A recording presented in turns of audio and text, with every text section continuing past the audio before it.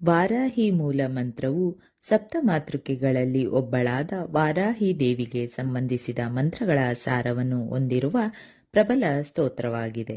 ಹಂದಿಯ ತಲೆಯನ್ನು ಹೊಂದಿರುವ ವಾರಾಹಿ ದೇವಿಯು ವಿಷ್ಣುವಿನ ಹಂದಿ ಅವತಾರದ ವರಾಹದ ಸ್ತ್ರೀಲಿಂಗ ಅಂಶವಾಗಿದೆ. ವಾರಾಹಿಯು ಸಂಪತ್ತಿನ ದೇವತೆಯಾದ ಲಕ್ಷ್ಮಿಯ ಮತ್ತೊಂದು ರೂಪವಾಗಿದೆ.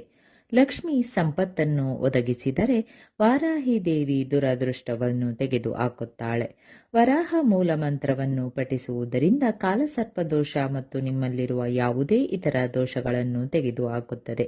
ವಾರಾಹಿ ಮೂಲ ಮಂತ್ರ: ಐಂ ಗ್ಲೌಂ ಐಂ ನಮೋ ಭಗವತಿ ವಾತಾಳಿ